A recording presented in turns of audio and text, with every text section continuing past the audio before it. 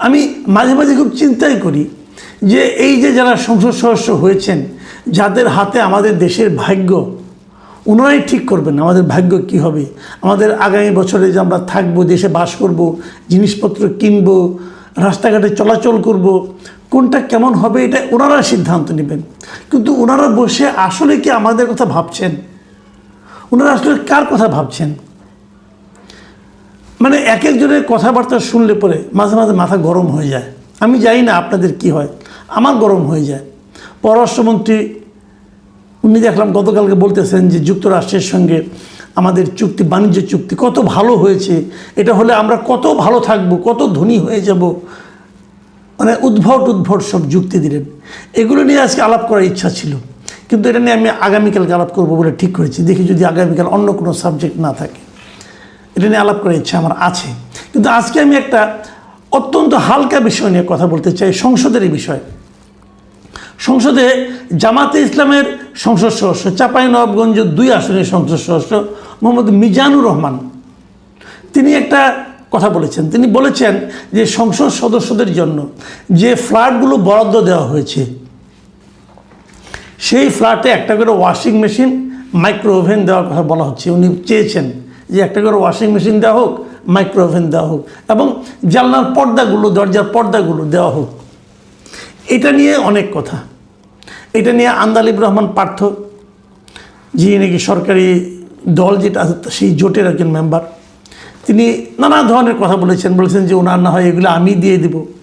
প্রধানমন্ত্রীকে উনি উদ্দেশ্য করে বলেছেন আপনি বরং ওনাদের সংসার টংসার গুছিয়ে দেন। এগুলো নানা ধরনের কথা। স্পিকার এই 2 পক্ষের বক্তব্যের মাঝামাঝি থেকে যেটা বলার চেষ্টা করেছেন, এই ধরনের কথা সংসদে না বলাই ভালো ছিল, কিন্তু বললেও যে খুব একটা অন্যায় হয়েছে তা না, কিন্তু এটা নিয়ে বিতর্ক না হয় ভালো, এই কথাটা বলে উনি ব্যাপারটা ম্যানেজ করার চেষ্টা করেছেন। আচ্ছা, আপনারা ম্যানেজ করেন। সরকারি দলের সঙ্গে বিরোধী দলের মধ্যে প্রেমের সম্পর্ক গড়ে তোলার জন্য স্পিকার অনেক চেষ্টা করবেন, আগামীতেও করবেন, আমাদের কোনো আপত্তি নাই, আপনারা প্রেম করেন, কোনো প্রবলেম নাই। বাট আমার কথাটা হলো, আমাদের মতো সাধারণ মানুষ এই এমপি সাহেবদের এই সমস্ত আলোচনায় কতটুকু স্বস্তি বোধ করেন, কতটুকু আনন্দ অনুভব করেন, অথবা কতটুকু বিরক্ত হন? আপনি এমপি হয়েছেন, সংসদ সদস্য হয়েছেন, মানে জনপ্রতিনিধি। যে জনগণের প্রতিনিধি আপনি কেন হয়েছেন? নিজের অর্থনৈতিক সুবিধা ভোগ করার জন্য? আপনি কি জনপ্রতিনিধি হয়েছেন আপনাদের নিজের ব্যক্তিগত জীবনযাপন, সাংসারিক জীবনযাপনকে স্মুথ করার জন্য? আপনি যে এলাকার জনপ্রতিনিধি, ওই এলাকার একজন মানুষও যদি কষ্টে থাকে, তাহলে আপনি কিভাবে আনন্দ থাকতে চান? আপনারা আমার এই কথাটা বলুন। একটা বাড়ির গৃহকর্তা, সেই বাড়িতে ওই যে 3 জন সন্তান তার যদি না খেয়ে থাকে, গৃহকর্তা কি পোলাও কোরমা দিয়ে ভাত খাবেন? নিজেদের দায়িত্বের কথাটা একবার ভাবেন। আপনাদের কিন্তু দায়িত্ব দেওয়া হয়েছে, আপনারা জামাতে ইসলামের লোক, ঠিক আছে, তার মানে আমি মনে করি ইসলামের কথাটা আপনারা ভালোভাবে মানেন। ইসলাম ধর্মে কি এটা অনুমোদন দিবে আপনাদেরকে যে আপনি যাদের প্রতিনিধি তাদের কষ্টের কথা না ভেবে আপনি আপনার সুযোগ সুবিধার কথা ভাবছেন? আপনারা একটা ফ্ল্যাট পেয়েছেন এমপি হওয়ার কারণে। যতদিন এমপি থাকবেন ততদিন এই ফ্ল্যাটে আপনি থাকবেন। কারণটা কি? কারণ আপনি চাঁপাইনবাবগঞ্জ থেকে তো ঢাকায় এসে থাকতে পারবেন না, এখানে আপনার 1 মাস 2 মাস অধিবেশন চলবে। কোথায় থাকবেন আপনি? ওকে, আপনি একটা ফ্ল্যাটে থাকবেন, আপনার বউ বাচ্চা নিয়ে এসে এখানে আরামে থাকবেন। তো ওইখানে যখন থাকতেন তখন আপনাদের সংসারের যা জিনিসপত্র ওগুলো কি সরকার কিনে দিত নাকি আপনি চালাতেন? এবং আপনাদের যে বেতনটা দেওয়া হয়, বেতনের সঙ্গে ভাতা যেগুলো আছে, সেগুলোর মধ্যে অনেক কিছু আছে রে ভাই, সেগুলো তো আপনি এই মাসেও পাবেন। জনগণের জন্য যেগুলো করবেন সবগুলি এই মাসেও পাবেন। আপনি যে কদিন অধিবেশনে চলবেন সেই বেতন ভাতা আপনি পাবেন। এবং কি পাবেন না পাবেন এগুলো জেনেই তো আপনি এসেছেন। আমাদের মনে আছে ইলেকশনের আগে 2025 সালের আপনার নভেম্বর মাসে আপনাদের দলের পক্ষ থেকে, জামাতে ইসলামের পক্ষ থেকে আপনারা বলেছিলেন, ঘোষণা দিয়েছিলেন আপনারা সরকারি প্লট নেবেন না, আপনারা সরকারি গাড়ি নেবেন না, আপনারা কিন্তু শুল্কমুক্ত গাড়ি নেবেন না, আপনি বলেছিলেন। আমরা হাততালি দিয়েছিলাম। আমরা ভেবেছিলাম এবার বোধ করে আমরা জামাতের এমপিদের পাচ্ছি যা নাকি নির্লোভ, যা নাকি জনগণের কথা ছাড়া আর কারো কথা ভাববে না। ইলেকশন হয়ে গেল, ইলেকশনের পর আমরা দেখলাম যে বিএনপির এমপিও বললো তারাও নাকি শুল্কমুক্ত গাড়ি নেবে না। আমরা আরও খুশি হলাম, ভাবলাম এবার তাহলে সরকারি এবং বিরোধী দল উভয় পক্ষ থেকেই যে সংসদ সদস্য আসছেন এরা নির্লোভ, এরা গাড়ি নিচ্ছেন না। তারপর আমরা দেখলাম খোদ প্রধানমন্ত্রী বললেন যে প্রধানমন্ত্রীর জন্য যে গাড়ি উনি সেটা নেবেন না, সরকারিভাবে যে তেল বরাদ্দ করা হয় মন্ত্রীদের জন্য প্রধানমন্ত্রীর জন্য উনি সেই তেল নেবেন না, উনি সরকারিভাবে তাকে যে ড্রাইভার দেওয়া হয় সে ড্রাইভার নেবেন না, ড্রাইভারের বেতন উনি নিজের পকেট থেকে দেবেন। এগুলো যখন বললেন আমরা আরও আশান্বিত হলাম। যা হোক, এবার আমরা একটা সংসদ পেয়েছি, এবার আমরা একটা ক্যাবিনেট পেয়েছি যারা জনগণের কাছ থেকে নিতে আসেনি বরং জনগণকে কিছু একটা দিতে এসেছে।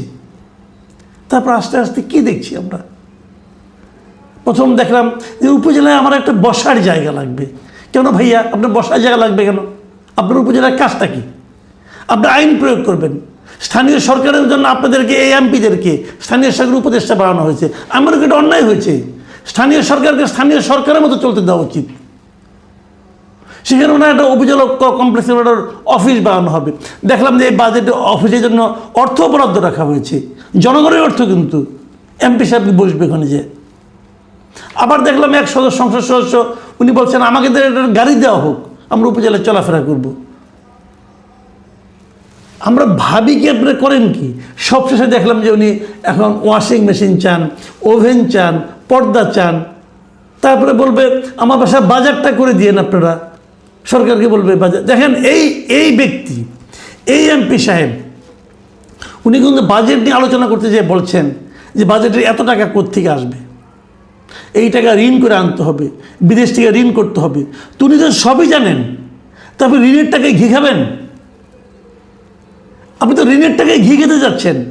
আপনি যান, যদি আপনাকে এখন উনি আবার ওনার পক্ষে ওনার দলের যিনি প্রধান ডক্টর শফিকুর রহমান, যিনি বিরোধী দলের নেতা, তিনি বলছেন উনি তো নিজের জন্য চান নাই, সকল এমপির জন্য চেয়েছেন।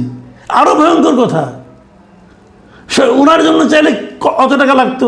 আর যদি এটা 350 এমপিকে দেওয়া হয় তাহলে কত টাকা লাগবে? টাকা টাকার বলেন আপনি। বলবেন আমি ঋণ করে আনবো, এই ঋণ শোধ করবে কি? আপনি করবেন না আমরা করবো? আমরা আপনাদেরকে পাঠিয়েছি যে আমাদের জন্য আমাদের অর্থটা, আমরা যে শুল্কটা দেই, আমরা যে ট্যাক্স দেই, আমরা যে আয়কর দেই, অথবা আমরা যে ভ্যাট দেই, এর মাধ্যমে যে টাকাটা সরকার অর্জন করে, উপার্জন করে, আমাদেরকে দেখিয়ে যে টাকাটা বিদেশ থেকে আপনারা কর্য করেন, ধার করেন, সেই টাকাটা কিভাবে সৎ ব্যবহার করা যায়, সেই টাকাটা কিভাবে একদম লাগসই প্রয়োজনীয় ব্যয়টা করা যায়, সেই টাকা থেকে কিভাবে অপচয় কমানো যায় অথবা অপচয় বন্ধ করা যায়, এই সমস্ত করার দায়িত্ব আপনাদেরকে দিয়েছি। আপনারা জানেন টাকাটা লোন করে আনা হচ্ছে, তারপরে আপনারা অবুঝের মতো বলতেছেন আমাকে ওভেন দেন, আমাকে ওয়াশিং মেশিন দেন, আমাকে জানলার পর্দা দেন। আপনাদের নজরটা কোন দিকে আমরা এটা বোঝার চেষ্টা করতেছি। আবার এটাকে ডক্টর শফিকুর রহমান সাফাই গাচ্ছেন যে সবাইকে দেন। আমার মনে হয় আমি সরাসরি বলি এই যে চাহিদা, এই যে চাওয়া, এর মধ্যে না এক ধরনের নির্লজ্জতা কাজ করে, এক ধরনের বেহায়াপনা কাজ করে। আপনারা জানেন কিন্তু যে এই বিষয়গুলো আপনারা যখন অনুষ্ঠান ওখানে যা বলেন সেটা কিন্তু আমরা টেলিভিশনে দেখি, আপনারাই দেখার ব্যবস্থা করেছেন, আমরা দেখি যে সে সব মানুষ দেখতেছে। এগুলো লজ্জা করেন আপনাদের? ভাবেন না একবারও যেটা দেখার পর সাধারণ মানুষ কী ভাববে? সাধারণ মানুষ ভাববে এদের কাছে আমাদের দেশটাকে আমরা আমানত রেখেছি, আর তারা এটা লুটে পুটে খাওয়ার চিন্তা করতেছে। আপনি বলবেন কয় টাকা? হ্যাঁ, কয় টাকা না, টাকা খুবই কম, কিন্তু প্রশ্নটা হচ্ছে মানসিকতার। আপনাদের চিন্তাটা কেমন? আপনার অন্যের টাকা একটা কিছু নেবেন কেন? এটা বলেন তো আপনি আমাকে। আপনি এমপি হয়েছেন, আপনি সরকারের কাছ থেকে বেতন পাবেন, আপনি হাতে দায়িত্ব দিয়েছি, দায়িত্ব দেওয়া মানে ওই টাকাটা আপনার হয়ে গেল। এই প্রত্যেকটা টাকা জনগণের টাকা, জনগণের একটা টাকা আপনি কেন জনগণের কাছ থেকে নেবেন? যদি একজন জনগণ আপত্তি করে, ধরা যাক আমি আপত্তি করলাম, আপনাদের কাছে এটা খারাপ লাগবে না? আপনাদের নৈতিকতা একবারও বাঁধবে না? আমাদের দুর্ভাগ্য, এই জাতির দুর্ভাগ্য, আমরা এই ধরনের মানুষের হাতেই দেশটাকে দিয়ে রেখেছি। আমি মনে করব, আমি কাউকে ব্যক্তিগতভাবে আক্রমণ করতে চাচ্ছি না, আমি সব এমপি সাহেবদেরকে বলতেছি একটা কথা মাথায় রাখবেন ভাই, আমানতের খেয়ানতের মতো বড় অপরাধ সমাজেও নাই, ধর্মেও নাই। আপনাদের হাতে দেশটাকে আমানত হিসেবে আমরা উঠিয়ে দিয়েছি। আমাদের সমস্ত সহায় সম্বল, আমাদের সমস্ত আশা আকাঙ্ক্ষা আপনাদের হাতে আমরা দিয়েছি আমানত হিসাবে। সেই আমানত নিয়ে ছেলে খেলা করেন না, তাহলে ইহকালেও দাবি নিচে থাকবেন, পরকালেও সাজার মুখে পড়বেন। প্রিয় দর্শক, এখন এ পর্যন্তই। আল্লাহ হাফেজ।